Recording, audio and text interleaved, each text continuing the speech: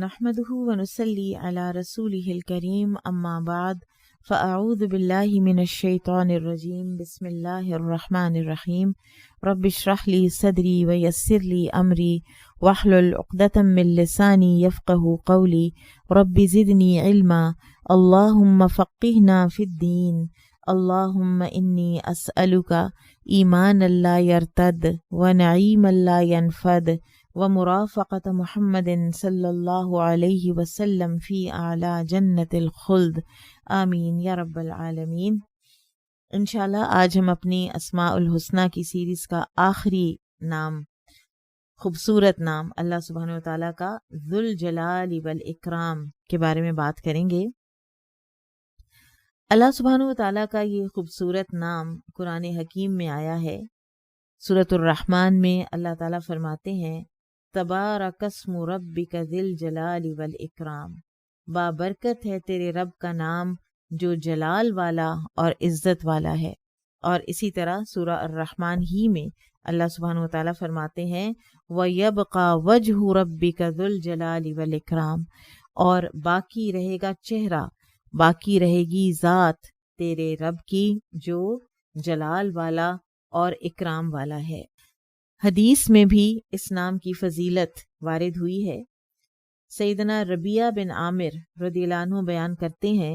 کہ نبی صلی اللہ علیہ وسلم نے فرمایا الذو بیا ذی الجلال والاکرام، دعا میں یا ذی الجلال والاکرام سے چمٹے رہو۔ اور الذ الشیء کا مطلب ہوتا ہے کسی چیز کو لازم پکڑ لینا، چمٹ جانا اس کے ساتھ، اور پھر اس پر ہمیشگی بھی کرنا۔ یعنی ہمیں اپنی دعاؤں میں اور دعاؤں کی قبولیت کے حوالے سے اس اسماء حسنہ کو کبھی نہیں بھولنا چاہیے۔ اب اللہ سبحانہ وتعالیٰ کا نام الجلال اور الاکرام والا ہے، ذوالجلال والاکرام، اللہ تعالیٰ کی ذات جلال والی اور اکرام والی ہے۔ جلال سے کیا مراد ہے کہ اللہ سبحانہ وتعالیٰ کی اطاعت کی جاتی ہے، اس کی نافرمانی نہیں کی جاتی، اس کا اکرام اور عزت کی جاتی ہے اور اس کی عبادت کی جاتی ہے، اس کا شکر ادا کیا جاتا ہے اور اس کا کفر نہیں کیا جاتا۔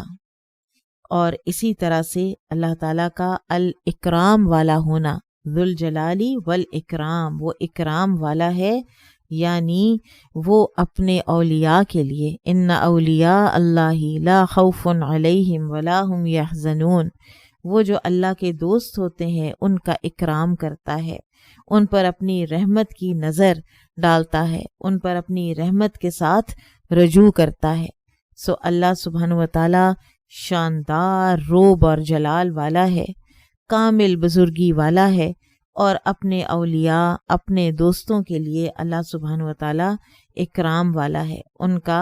اکرام کرتا ہے۔ پھر اسی طرح سے یہ اللہ سبحانہ وتعالی کا وہ عظیم الشان نام ہے کہ جس کے لیے کہا گیا ہے کہ انہ الاسم الاعظم، کہ یہ اللہ تعالیٰ کے اسم اعظم میں سے ہے۔ ایک مرتبہ ایک شخص کو رسول اللہ صلی اللہ علیہ وسلم نے دعا کرتے ہوئے سنا، اور اس دعا میں وہ اللہ سبحانہ وتعالیٰ کو اس طرح سے پکار رہا تھا اللہم انی اسألک بأن لک الحمد لا الہ الا انت الحنان المنان بدیع السماوات والارض یا ذا الجلال والاکرام یا حی یا قیوم۔ تو نبی صلی اللہ علیہ وسلم نے جب اس کو سنا تو آپ نے فرمایا دعا اللہ باسمہ الاعظم، اس نے اللہ کو پکارا ہے اللہ تعالیٰ کے اسم اعظم سے۔ اور اس دعا کا معنی کیا ہے؟ اے میرے اللہ، میں تجھ سے سوال کرتا ہوں یہ کہ تعریف تیرے ہی لیے ہے، تو ہی معبود ہے، تو ہی حنان ہے، منان ہے، یعنی شفقت کرنے والا اور احسان کرنے والا ہے، آسمان اور زمین کو انوکھا پیدا کرنے والا ہے، یا ذا الجلال والاکرام، اے جلال و عظمت والے، اے عزت و اکرام والے، اے زندہ رہنے والے، اے قائم رہنے والے اور رکھنے والے۔ تو نبی صلی اللہ علیہ وسلم نے فرمایا کہ اس نے اسم اعظم کے ساتھ دعا کی ہے، جس کے ساتھ دعا کی جائے تو وہ قبول کرتا ہے، اور اس کے ذریعے سے مانگا جائے تو وہ دیتا ہے۔ تو اس میں اس پوری دعا کے اندر اللہ سبحانہ و تعالیٰ کی حمد کے ذریعے سے سوال کیا گیا ہے. وہی معبود ہے، وہی منان ہے. منان کا اسم گرامی جو ہے اللہ تعالیٰ کا، اس کو ہم پیچھے پڑھ چکے ہیں، احسان کرنے والا. اور یہ اللہ کے نام اور اس کی صفات کے ذریعے سے اللہ تعالیٰ سے سوال کیا گیا ہے، تو اس کو تو قبولیت ملنی ہی ملنی ہے. اللہ تعالیٰ جس سے مانگا جا رہا ہے اس کے ہاں یہ اسماء گرامی بڑے عظیم مقام رکھتے ہیں، اور ان کے ذریعے سے کی ہوئی دعا بھی بڑا عظیم مقام رکھتی ہے. پھر اسی طرح سے ثوبان رضی اللہ عنہ بیان کرتے ہیں کہ رسول اکرم صلی اللہ علیہ وسلم جب نماز سے سلام پھیرتے تو 3 مرتبہ استغفر اللہ کہتے، اور پھر آپ صلی اللہ علیہ وسلم کہتے اللہم انت السلام ومنک السلام تبارکت یا ذا الجلال والاکرام. اے میرے اللہ تو سلام ہے اور تجھ سے ہی سلام ہے، یعنی تو سراسر سلامتی ہے اور تو ہی سلامتی دینے والا ہے، تو برکت والا ہے اے جلالت والے اور عزت والے رب. اب یہ جو نام ہے اللہ سبحانہ وتعالیٰ کا، یہ اضافت کے ساتھ آیا ہے، یعنی اکرام والا، جلال والا. تو ابن تیمیہ رحمہ اللہ فرماتے ہیں کہ اللہ کے اضافت والے جو نام ہیں، مثلا ارحم الراحمین، خیر الغافرین، رب العالمین، مالک یوم الدین، احسن الخالقین، یعنی سب رحم کرنے والوں سے بڑھ کے رحم کرنے والا، سب سے زیادہ مغفرت کرنے والا، تمام جہانوں کا رب، قیامت کے دن کا مالک، سب بنانے والوں، تخلیق کرنے والوں میں سے بہترین تخلیق کرنے والا، اور قیامت کے دن ان کے لیے جمع کرنے والا، جامع الناس ہے اللہ تعالیٰ، اور مقلب القلوب ہے اللہ تعالیٰ، دلوں کو پھیرنے والا ہے. تو یہ جو نام کتاب و سنت سے ثابت ہیں اور مسلمانوں کا ان پر اجماع ہے کہ یہ بھی اللہ تعالیٰ کے نام ہیں، صفاتی نام ہے، تو ان کے ذریعے سے دعا کرنا بہت اچھا ہے. ابن تیمیہ فرماتے ہیں رحمہ اللہ کہ ان کے ذریعے سے کی گئی دعائیں قبولیت کے مقام کو پہنچتی ہیں. اور یہاں پر اللہ سبحانہ وتعالیٰ کا جو نام ہے اس کی نسبت ذوالجلال والاکرام ہے، اور یہ اس صفت کی نسبت ہے جو اللہ سبحانہ وتعالیٰ کے ساتھ قائم ہے، جیسا کہ ذوالرحمہ رحم کرنے والا، رحمت والا، ذوالقوہ قوت والا. اسی طرح سے اللہ تعالیٰ کی ذات کے اندر یہ شامل ہے کہ وہ جلال والا ہے اور وہ اپنے بندوں کا اکرام کرنے والا ہے. اور یہ صفات جو ہیں یہ اللہ تعالیٰ کی عظمت اور کمال کی دلیل ہیں. پھر اللہ سبحانہ وتعالیٰ کا فرمان ذوالجلال والاکرام سورہ الرحمن آیہ 27 میں، اس میں 2 قسموں کو جمع کیا گیا ہے. مثلا قرآن پاک میں کئی مقامات پر ایسا آیا ہے، جیسا کہ سورہ ہود آیہ 73 میں اللہ تعالیٰ فرماتے ہیں رحمت اللہ وبرکاتہ علیکم اہل البیت انہ حمید مجید. اے اہل بیت، تم پر اللہ کی رحمت اور برکت ہو، بے شک وہ تعریف کیا گیا بزرگی والا ہے. یعنی حمید مجید اکٹھا آیا نا. اسی طرح سورہ النمل آیہ 40 میں آتا ہے فَإِنَّ رَبِّي غَنِيٌّ کریم، بے شک میرا رب غنی ہے، بے پرواہ ہے اور کریم ہے. اسی طرح اللہ تعالیٰ کا فرمان ہے فَإِنَّ اللَّهَ كَانَ عَفُوًّا قَدِيرًا، کہ وہ بے شک اللہ تعالیٰ درگزر کرنے والا، قدرت والا ہے. پھر فرمایا واللہ قدیر واللہ غفور الرحیم الممتحنہ 7، اور اللہ تعالیٰ قدرت والا ہے اور اللہ تعالیٰ بخشنے والا مہربان ہے. پھر فرمایا وَهُوَ الْغَفُورُ الْوَدُودُ البروج 14، وہی بخشنے والا، محبت کرنے والا ہے. تو اس طرح پیرنگ ہوئی ہے بعض اوقات قرآن حکیم میں اللہ سبحانہ وتعالیٰ کے صفاتی ناموں کی، اور یہ کثرت سے قرآن میں پایا جاتا ہے. تو ابن قیم رحمہ اللہ فرماتے ہیں کہ اسی طرح اللہ سبحانہ وتعالیٰ جلال اور اکرام والا ہے، اور یہ بالکل ایسے ہی ہے جیسے کہ بندہ لا الہ الا اللہ اور واللہ اکبر کہتا ہے، تو لا الہ الا اللہ میں وہ اللہ تعالیٰ کے الہ ہونے کا اعتراف کرتا ہے، الوہیت کی دلیل ہے یہ، اور یہ کہ وہ تنہا ہی اللہ ہے. اور پھر اس کی الوہیت، اللہ تعالیٰ کا الہ ہونا، انسان کی پوری محبت کا جو چینلائز ہونا ہے اللہ تعالیٰ کی طرف، اس کا یہ تقاضا ہے۔ انسان جب لا الہ الا اللہ کہتا ہے تو اس کا تقاضا ہے کہ انسان محبت بھی سب سے بڑھ کر اللہ سبحانہ وتعالیٰ کے ساتھ کرے۔ اور جب انسان اللہ اکبر کہتا ہے اور اللہ کی بزرگی اور عظمت بیان کرتا ہے تو پھر اللہ تعالیٰ کی بزرگی اور تعظیم اور تکبیر جو ہے وہ اس بات کو لازم کرتی ہے کہ انسان اسی کو اپنا رب مانے۔ اور یہی وجہ ہے کہ ان دونوں کو اللہ تعالیٰ قرآن پاک میں ملا کر بیان کرتے ہیں۔ جلال تعظیم کا ضامن ہے اور اکرام حمد اور محبت کو اپنے اندر سمیٹے ہوئے ہے۔ ذوالجلال ہے تو یہ بندہ انسان جو ہے وہ اللہ تعالیٰ کے جلال کا اعتراف کرتا ہے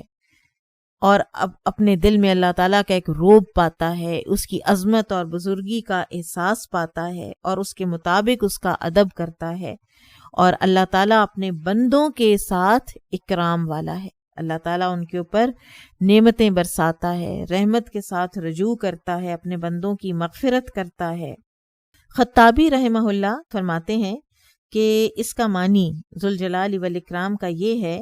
کہ اللہ عز و جل یہ حق رکھتے ہیں کہ اللہ تعالیٰ کی جلالت کی جائے، اللہ تعالیٰ کی عظمت کا اعتراف کیا جائے، ان کا اکرام کیا جائے، ادب کیا جائے اللہ تعالیٰ کا، اور اللہ کا انکار نہ کیا جائے۔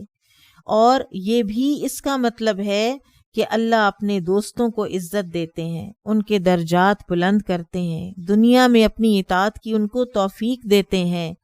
اور انہیں وہ درجہ عطا فرماتے ہیں بلند کہ جس درجے پر ان کے اعمال قبول ہوتے ہیں، اور جنت میں اللہ تعالیٰ ان کے درجات بلند کرتے ہیں۔ یہ ہے اللہ تعالیٰ اکرام والا اپنے بندوں پر۔ بالکل اسی طرح جیسا کہ سورہ المدثر میں آتا ہے ہوا اہل التقوی و اہل المغفرہ، وہ تقوی والا اور مغفرت والا ہے۔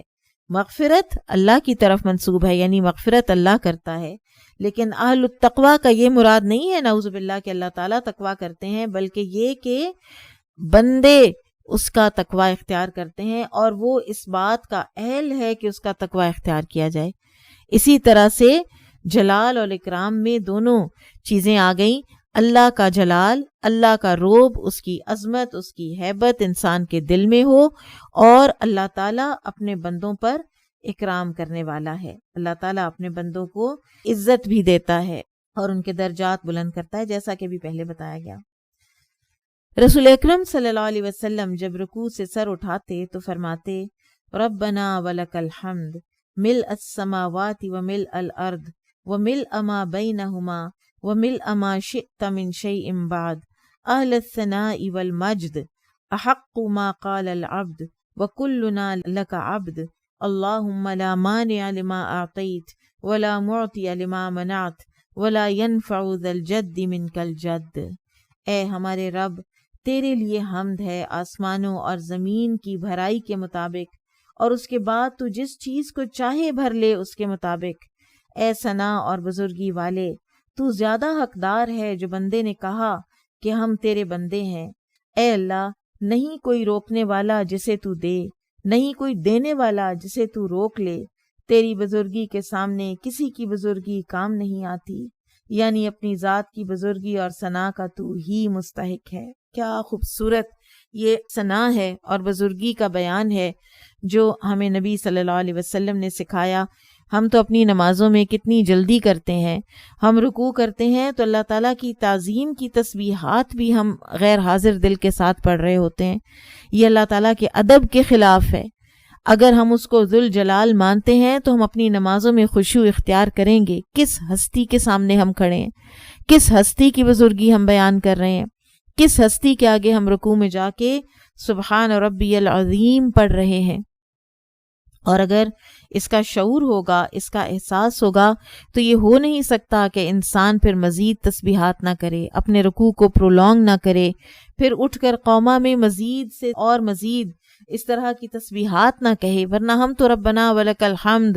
میکسیمم پڑھیں ساتھ تو حمدن کثیرن طیبن مبارکن فی پڑھتے ساتھ ہم پھر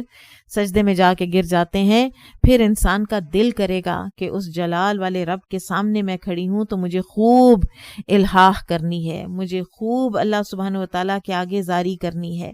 مجھے خوب اس کی بزرگی بیان کرنی ہے، مجھے خوب اس کی بزرگی کا اعتراف کرنا ہے۔ پھر ہم یہ بھی دیکھتے ہیں کہ اللہ سبحانہ وتعالیٰ کا یہ نام ذوالجلال والاکرام کن کن چیزوں میں ہمارے زندگی میں کس کس طریقے سے شامل ہے۔ سب سے پہلے اللہ سبحانہ وتعالیٰ کا فرمان وَيَبْقَى وَجْهُ رَبِّكَ ذُو الْجَلَالِ وَالْإِكْرَامِ۔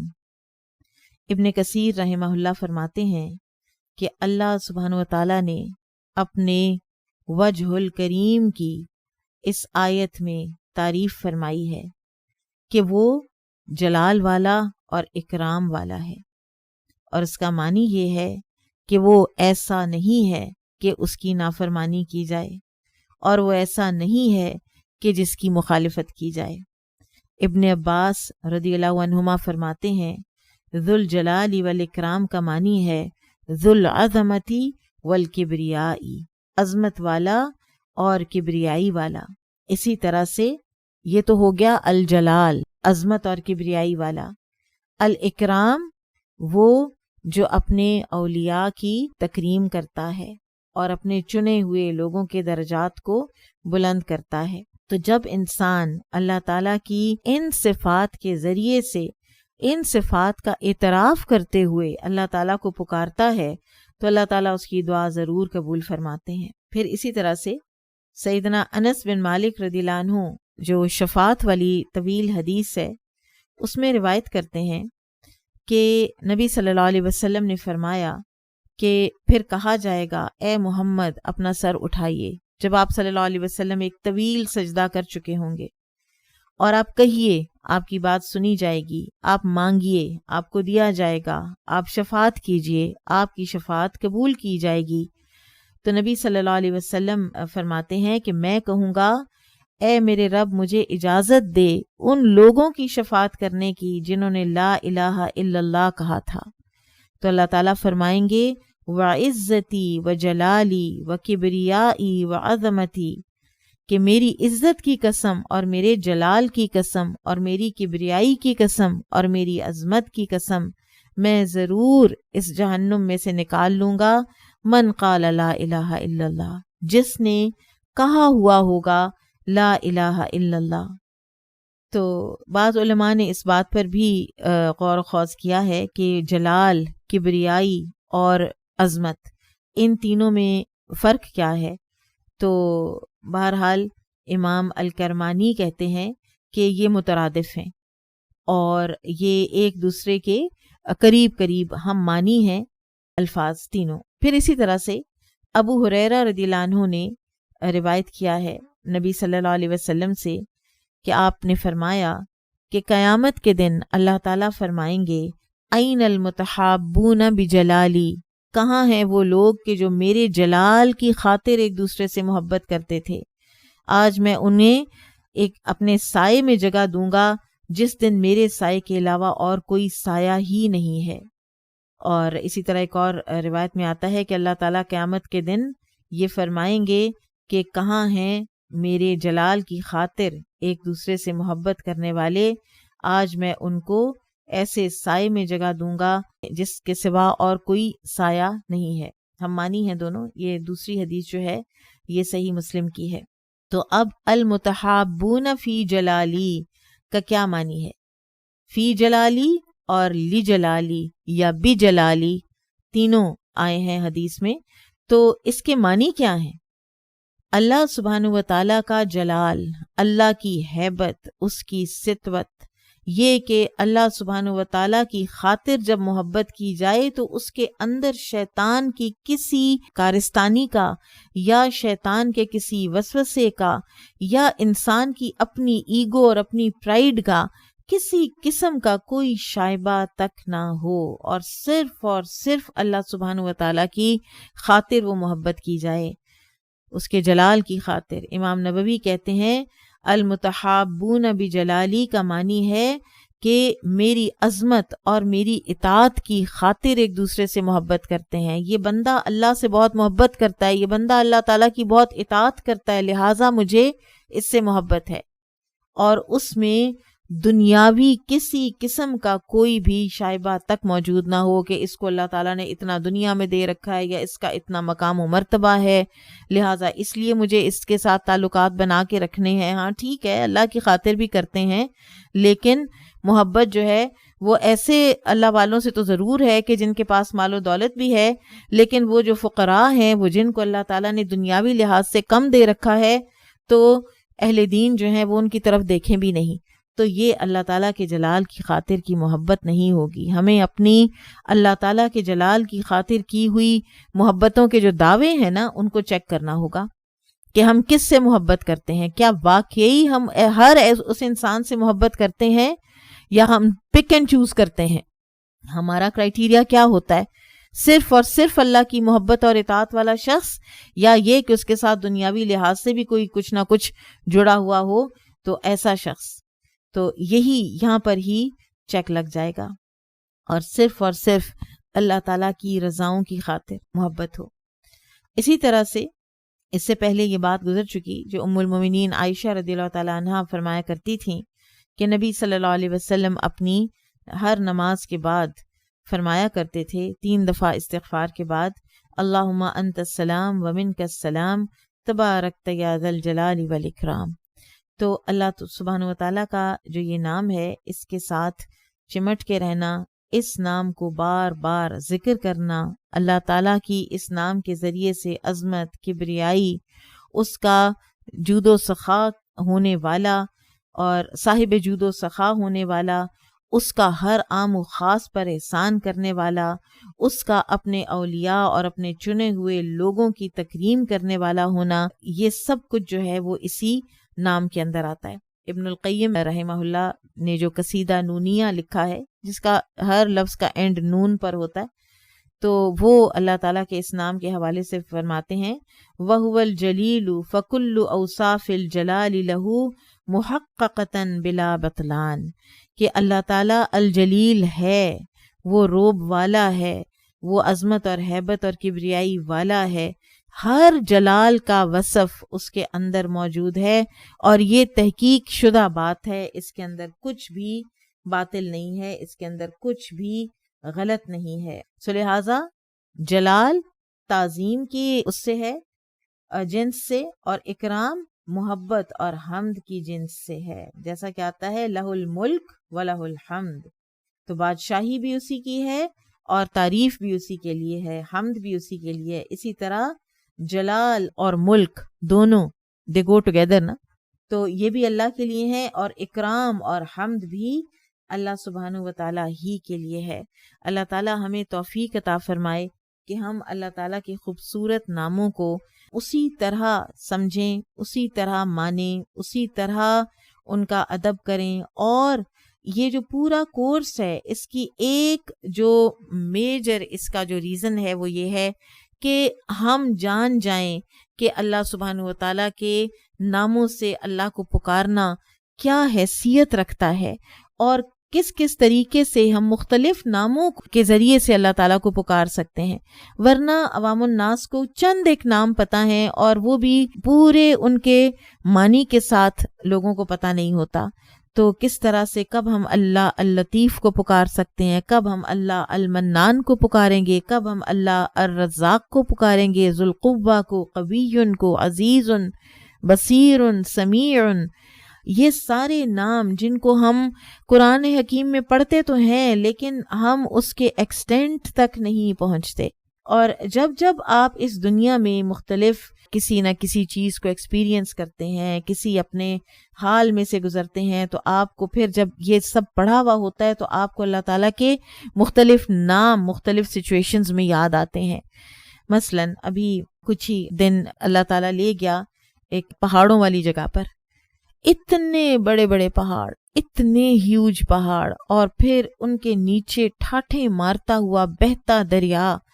جس کا اندر اگر کوئی خدا نخواستہ کوئی گر جائے تو ہو ہی نہیں سکتا کہ وہ اس پانی کی قوت سے بچ جائے. اس پانی کی اپنی قوت اتنی ہے کہ ایک ہوش و حواس رکھتا ہوا انسان ٹوٹل اس کے آگے بے بس ہو جاتا ہے اور بہتا ہوا کہاں سے کہاں پہنچ جاتا ہے. وہ جہاں پانی اس کو اٹھا کر پھینکے وہ وہیں جا گرتا ہے. تو ایسے میں اللہ سبحانہ و تعالیٰ کا یہ نام ذوالجلال کہ یا اللہ تو خود کتنے جلال والا ہے، ان پہاڑوں کا روب بھی ہمارے دل کے اوپر پڑتا ہے. ہم او میں آتے ہیں کہ اللہ تعالیٰ کی کتنی بڑی مخلوق ہے. لیکن انسان جو اللہ تعالیٰ کے ناموں کو پہچانتا ہے وہ صرف ان پہاڑوں تک نہیں رک جاتا، وہ ان پہاڑوں کے خالق کی ہستی پر غور ضرور پھر کرتا ہے. وہ جلال جو اس کے دل میں آتا ہے وہ پھر سوچنے اور سمجھنے کے بعد وہ اللہ تعالیٰ کے ہیبت اور جلال اور عظمت اور کبریائی کے اعتراف میں تبدیل ہو جاتا ہے. پھر اس کو قرآن کی آیات یاد آتی ہیں، پھر وہ سوچتا ہے کہ اچھا ان پہاڑوں نے بھی اکھڑنا ہے، اور یہ تو دنیا کے ایک چھوٹے سے خطے میں پہاڑ ہیں، دنیا بھری پڑی ہے اس سے بھی ہیوج پہاڑوں سے، اس سے بڑی بڑی ماؤنٹین رینجز سے، اور وہ سب کی سب اکھڑی ہوئی ہونی ہے. اور پھر وہ فضا میں اور اوپر آپ کو بادل نظر آ رہے ہوتے ہیں کہ اچھا پھر یہ پہاڑ ان بادلوں جیسے ہو جانے ہیں، اور اچھا پھر انہوں نے ریزہ ہو جانا ہے ان پہاڑوں نے. کیا حال ہوگا اس وقت، اور کیا جلال ہے اس ہستی کا جس نے یہ سب کچھ کر گزرنا ہے، جو یہ قوت رکھتی ہے ہستی کہ وہ یہ سب کچھ کر گزرے. تو جب انسان ان چیزوں کو سوچتا ہے کسی بھی اللہ کی قدرت کے او میں آتے ہوئے، اس کو پھر اللہ تعالیٰ کا او آ جاتا ہے، اللہ تعالیٰ کا روب آ جاتا ہے، اور پھر وہ اس نتیجے پر پہنچتا ہے لیس کمثلہ شیء وہو السمیع البصیر. اس جیسی، اس ہستی جیسی تو کوئی چیز ہے ہی نہیں، اس کی تو کوئی مثال ہے ہی نہیں. وہی سننے والا، وہی دیکھنے والا ہے. کوئی بھی مخلوق اپنی جلالت میں کتنی آگے بڑھ جائے، نہ وہ سمیع ہے، نہ وہ بصیر ہے، نہ وہ کسی کی مدد کر سکتا ہے، نہ وہ اللہ تعالیٰ کے اذن کے بغیر کسی کو کوئی نفع اور نقصان پہنچا سکتا ہے. سو اللہ سبحانہ و تعالیٰ کی اسماء و صفات کو جو اللہ تعالیٰ نے اپنی کتاب میں فرمائی ہیں، جو نبی صلی اللہ علیہ وسلم نے جن کی خبر دی ہے، ان سب کو ماننا ہمارے ایمان کا حصہ ہے، بغیر کسی تحریف کے، یعنی اس کو چینج نہیں کرنا، بغیر کسی تعطیل کے، یعنی کسی کو ڈینائی نہیں کرنا، اور بغیر کسی تکییف کے، یعنی اس کی کوئی کیفیت بیان نہیں کرنی کہ کیسے ہوتا ہے یہ، اور بغیر کسی تمثیل کے، یعنی اس کی کوئی مثال بیان نہیں کرنی. سو اللہ سبحانہ و تعالی ہمیں توفیق عطا فرمائے کہ جس طرح ہمارے اسلاف ایمان لائے اللہ سبحانہ و تعالیٰ کے اسماء و صفات پر، ہم اسی طرح سے ایمان لائیں. جیسا کہ امام شافعی رحمہ اللہ فرماتے ہیں، آمنت بما جاء عن اللہ علی مراد اللہ و بما جاء عن رسول اللہ علی مراد رسول اللہ صلی اللہ علیہ وسلم. وہ فرماتے ہیں کہ میں ایمان لایا ہر اس چیز پر جو اللہ کی طرف سے آئی ہے، اور میں ایمان لایا اس مراد پر جو اللہ تعالیٰ کی مراد ہے اس بات سے، اور جو رسول اللہ صلی اللہ علیہ وسلم کی طرف سے بات آئی ہے اور جو آپ صلی اللہ علیہ وسلم کی مراد تھی وہ بات کہنے سے، میں ہر اس چیز پر ایمان لایا. میری اپنی کوئی انٹرپریٹیشن نہیں ہے، میرا اپنا کوئی عمل دخل نہیں ہے اللہ سبحانہ و تعالیٰ کی اسماء و صفات میں کسی قسم کے کوئی معنی ایڈ کرنا، سبٹریکٹ کرنا، کسی چیز کے ساتھ تشبیہ دینا، سبسٹیچیوٹ کرنا. نعوذ باللہ. اللہ سبحانہ و تعالیٰ ہمیں اس طرح کی کسی بھی ڈیویٹڈ سوچ سے اپنی پناہ میں رکھے. ابن عبد البر فرماتے ہیں، یہ ایک اسپینش اسکالر تھے، ان کی کتاب ہے التمہید، اس میں وہ فرماتے ہیں کہ اہل السنہ والجماعہ اس بات پر اجماع رکھتے ہیں، وہ اس بات پر یکجا ہیں کہ اللہ سبحانہ و تعالیٰ کی جتنی بھی صفات وارد ہوئی ہیں قرآن و سنت میں کہ ان کا ہم اقرار کرتے ہیں، ان پر ہم ایمان لاتے ہیں،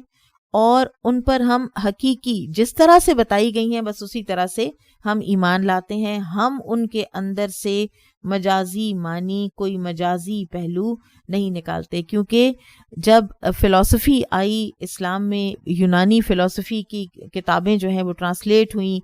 اور ایک علم الکلام وجود میں آیا، تو پھر اللہ سبحانہ وتعالیٰ کے ناموں کا فلسافیکل جب ایک تجزیہ کیا جانے لگا تو اس سے پھر بہت سی چیزیں جو ہیں وہ ڈیویٹڈ سیکٹس اور بہت سے ایسے لوگ آئے کہ جنہوں نے اللہ تعالیٰ کی بعض صفات کا انکار کیا۔ تو اللہ سبحانہ وتعالیٰ جو جلال و اکرام والا ہے، ہم اس سے سوال کرتے ہیں اس کے جلال و اکرام کا واسطہ دے کر،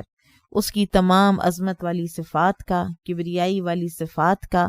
اس کے کمالات کی جو ورائٹی ہے ان کا، اور جو اللہ تعالیٰ اپنے بندوں پر اکرام کرتا ہے اور ان سے محبت کرتا ہے، اور جو بندے اس کے آگے جھک جاتے ہیں تو اس کے ذریعے سے ہم اللہ تعالیٰ سے سوال کرتے ہیں کہ ہماری اس اسماء حسنہ پڑھنے کے سفر کو اللہ سبحانہ وتعالیٰ قبول فرمائیں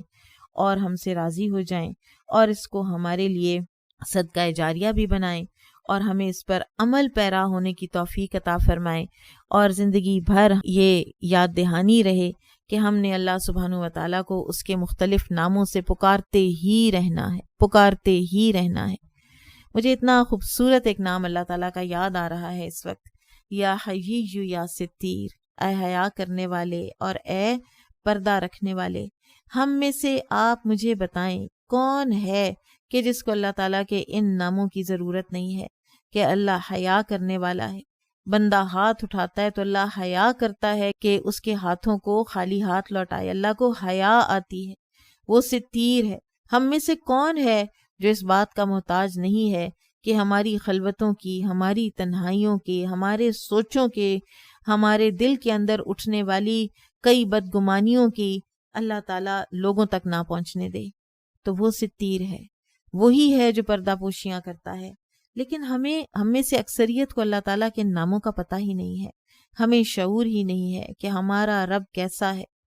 کتنے کمالات والا، کتنی صفات والا۔ سو اللہ سبحانہ وتعالیٰ سے دعا ہے کہ یہ سیریز یہ لوگوں کو فائدہ دے، ہم سب کو فائدہ دے، فرسٹ اینڈ فورموسٹ مجھے فائدہ دے،